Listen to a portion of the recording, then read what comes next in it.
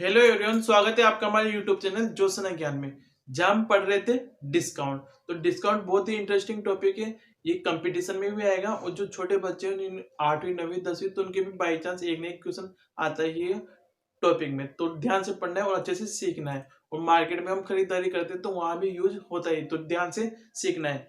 Basic चीजें हमने पढ़ ली थी, अब हम डायरेक्ट सिर्फ क्वेश्चन करने वाले हैं। तो देखते हैं प्रश्न। एक वस्तु का अंकित मूल्य कितना है? 1000 रुपये। यदि इस वस्तु को 20% छूट पर बेचा जाता है तो वस्तु को कितने में बेचा जाएगा? मतलब इसका मतलब क्या हो कि हम दुकान पे गए उस और हमने कोई चीज खरीदी, तो उसने बोला कि कितने की है? 1000 रुपए की। और वो बोलेगा कि इस पे अभी 20% क्या चल रही है? छूट चल रही है, डिस्काउंट चल रहा है।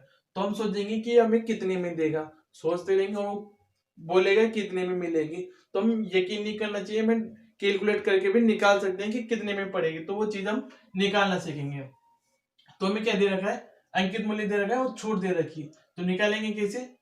विक्रय मूल्य निकालना है। हमें क्या निकालना है? विक्रय मूल्य। इसे क्या बोलते हैं? सेलिंग प्राइस, यानी कि एसपी। तो कैसे निकालते हैं? अंकित मूल्य यानी कि एमआरपी इंटू 100 माइनस डिस्काउंट बटा 100। तो एमआरपी मतलब अंकित मूल्य कितना दे रखा है हमें? 1000 रुपये इंटू 100 माइनस डिस्काउंट, मतलब 100 में से डिस्काउंट डिस्काउंट कितना दे रखा है? 20%। तो 100 में से क्या माइनस करेंगे? 20। तो कितना आ जाएगा यहाँ पर? 80 बटा 100। तो 2 जीरो से 2 जीरो कैंसिल, तो 8 और 2 जीरो है तो ऐसा कैसा जाएगा। तो कितना आ जाएगा हमारे पास? 800 रुपये। मतलब 20% डिस्काउंट के बाद वो हमें कितने में मिलेगी? 800 रुपये। हमें तो 800 रुपये में मिलेगी और दुकान वाला कितने में बेचेगा उसे? 800 रुपये में। इस तरीके से हम समझ सकते हैं। तो ये तो था एक तरीका। और कौन सा तरीका है वो भी समझते हैं और किस तरीके से निकाल सकते हैं कि हमें छूट कितने कितने भी मिल रही है? 1000 पर। और कितनी मिल रही है? 20%। तो हम डायरेक्ट 1000 का 20% भी निकाल सकते हैं कि 1000 रुपये का 20% कितना होगा? 2 जीरो से 2 जीरो कैंसिल हो गए, तो यहाँ पे कितना आ गया? 200 रुपया। 200 रुपये छूट थी, मतलब डिस्काउंट है। तो 1000 रुपये में से 200 रुपये माइनस कर लेंगे तो विक्रय मूल्य आ जाएगा हमारा। तो 1000 रुपये में से 200 रुपये माइनस किए तो कितना आ गया? 800 रुपये। तो इस तरीके से भी हम क्या निकाल सकते हैं? विक्रय मूल्य निकाल सकते हैं। और एक और तरीका होता है जो होता है फ्रैक्शन वाला। वो किस तरीके से निकालते हैं कि 20% की छूट दे रखी है, तो 20% को हम किस तरीके से लिख सकते हैं? 1/5। और डिस्काउंट किस पर मिलेगा? हमेशा अंकित मूल्य पर। तो कंपैरिजन अंकित मूल्य से करते हैं तो नीचे वाला तो हमेशा रहेगा अंकित मूल्य और ऊपर वाले क्या रहेगा? डिस्काउंट। और अंकित मूल्य में से डिस्काउंट माइनस करेंगे तो क्या आएगा? विक्रय मूल्य। कितना आ जाएगा? यहां से 5 में से 1 गए तो 4। तो ये तो था यूनिट में। हमें अंकित मूल्य कितना दे रखा है? 1000 रुपये। और यहाँ पे यूनिट में कितना रहा अंकित मूल्य? 5। तो 5 यूनिट किसके बराबर होगी? 1000 के। और 1 यूनिट किसके बराबर होगी? 1000 बटा 5 के। तो यहां से कितना आ जाएगा? 200। और 4 यूनिट विक्रय मूल्य क्या था? 4। तो 4 यूनिट किसके बराबर हो जाएगी? 200 इंटू 4। तो कितना आ गया? 800 रुपये। तो 3 तरीके बता चुके हैं। कोई सा भी यूज कर सकते हो जो अच्छा लगता हो, या ये तरीका या फर्स्ट वाला फॉर्मूला वाला, या फिर डायरेक्ट कंपैरिजन करके क्वेश्चन के अकॉर्डिंग सोल्व करना है। अगर कॉम्प्लिकेटेड परसेंट आता है तो ये वाला तरीका अच्छा रहता है, और सिंपल परसेंट आ जाता है तो नॉर्मल कोई सा भी यूज कर सकते हैं, किसी से भी निकाल सकते हैं। नेक्स्ट, एक वस्तु को 10% की छूट देकर 4500 रुपए में बेचा जाता है तो वस्तु का अंकित मूल्य क्या था? कि हम दुकान पे गए तो उसने एमआरपी लगाई होगी, तो हमें पता नहीं कि एमआरपी कितनी है, यानी कि अंकित मूल्य कितना है, लेकिन हम कितने में लेके आएंगे उसको? 4500 रुपए में आएंगे। और उसने बोला था कि 10% की छूट पे थी। 10% की छूट पे थी तो हम सोचेंगे घर आके कि उसका अंकित मूल्य कितना होगा। तो हम निकालते हैं कि कितना होगा। तो कैसे निकालते हैं? विक्रय मूल्य बराबर फॉर्मूला एक ही होगा, उसी से सारे निकल जाएंगे। अंकित मूल्य 100 माइनस डिस्काउंट बटा 100।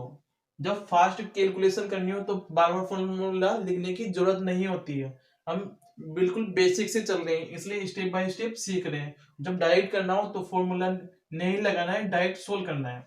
तो विक्रय मूल्य कितना दे रखा है हमें, 4500 रुपया। अंकित मूल्य में निकालना है यानी कि एमआरपी। 100 माइनस डिस्काउंट तो कितना हो जाएगा, 100 माइनस डिस्काउंट 100 में से 10 माइनस करेंगे तो कितना, 90 बटा 100। तो यहां से एक जीरो कैंसिल, 9 से ये 45 कितनी बार, 5 बार, और 2 जीरो ऐसा कैसा। अब ये 10 क्रॉस मल्टीप्लाई मतलब वज्र गुणा होगा तो इससे मल्टीप्लाई हो जाएगा। तो यहाँ पर एमआरपी यानी कि अंकित मूल्य कितना आ जाएगा, 5000 रुपये। तो इस तरीके से आप आसानी से निकाल सकते हो। एक वस्तु का क्रय मूल्य 900 रुपये है, दुकानदार उसे 10% की छूट देकर 10% का लाभ कमाना चाहता हो, तो उसे अंकित मूल्य कितना निर्धारित करना होगा। मतलब कोई दुकानदार हो तो वो ऐसे सोचता है कि मैंने इस वस्तु को 900 रुपए में खरीदा और मैं इसे 10% की छूट दूंगा ग्राहक को, और उस पर 10% का लाभ कमाना चाहता हूँ, मतलब उस पर मुझे 10% का प्रॉफिट भी हो जाए। तो उस पर मैं कितने रुपए लिखूं कि मुझे 10% का प्रॉफिट भी हो जाए और दुकानदार को 10% का छूट भी दे दो। तो कभी कभी हम जाते हैं किसी दुकान पे तो फिक्स रेट लिखी रहती है, तो वो इसी तरीके से अपना प्रॉफिट और छूट सब कुछ लिख के रखते हैं ताकि उसमें से एक भी रुपया कम नहीं करना पड़े। तो इस तरीके से वो बेचते हैं। तो किस तरीके से निकालते हैं दुकानदार वो हम देखते हैं। तो क्रय मूल्य कितना है, 900, छूट कितनी है, 10%, और 10% का क्या हो रहा है, लाभ हो रहा है। तो मैंने एक फॉर्मूला बताया था कि अंकित मूल्य मतलब अंकित मूल्य बटा क्रय मूल्य, इनमें रेशो होता है क्या, यहाँ पर तो क्या आएगा, प्रतिशत लाभ या हानि, और नीचे क्या आएगी, छूट। ठीक है, तो अंकित मूल्य में निकालना, तो अंकित मूल्य मतलब एमआरपी तो ऐसा कैसा, और क्रय मूल्य मतलब कॉस्ट प्राइस हमें दे रखी है 900 रुपए। प्रतिशत लाभ या हानि कितना हो रहा है, 10% का, तो 10% का लाभ हो रहा है तो 100 में से 10 प्लस करते, अगर हानि होती तो माइनस करते 100 में से, तो कितना हो जाएगा 110, और छूट कितनी मिल रही है हमें 10% की, तो 100 में से 10 माइनस कर दे, अगर 20 की होती तो 100 में से 20 माइनस कर देते, तो कितना आ जाएगा यहाँ पर 10 माइनस किए तो 90। तो एक जीरो से एक जीरो कैंसिल, 9 से ये 900 कितनी बार कटेगा, 100 बार, और 100 यहां से क्या होगा, वज्र गुणा होगा, तो एमआरपी हमारे यहाँ पर कितनी आ जाएगी, 1100 रुपए। तो ये वाला जो फॉर्मूला है ये बहुत इंपॉर्टेंट है, इसी से हम क्या अंकित मूल्य भी निकाल सकते हैं, क्रय मूल्य भी निकाल सकते हैं, लाभ या हानि भी निकाल सकते हैं, और छूट भी निकाल सकते हैं। ये वाला क्वेश्चन बहुत इंपॉर्टेंट है, ज्यादातर एग्जाम में यही क्वेश्चन पूछते हैं, और इस क्वेश्चन को हम और किस तरीके से निकाल सकते हैं, शॉर्टकट तो वैसे ये सही है सिंपल वाला, और लॉन्ग टर्म यानी कि बेसिक टर्म कैसे निकालेंगे। तो क्रय मूल्य में दे रखा है और 10% का लाभ हो रहा है, तो इससे क्या आ जाएगा हमारा विक्रय मूल्य आ जाएगा। तो विक्रय मूल्य कैसे निकालेंगे, पहले तो क्रय मूल्य कितना दे रखा है 900 रुपया, और 10% का लाभ हो रहा है तो कितना हो जाएगा 110 बटा 100, तो 2 जीरो से 2 जीरो कैंसिल, तो कितना आ जाएगा 91199 मतलब 990 रुपए। तो ये तो आ गया हमारा विक्रय मूल्य। अब विक्रय मूल्य से क्या निकाल सकते हैं हम, अंकित मूल्य।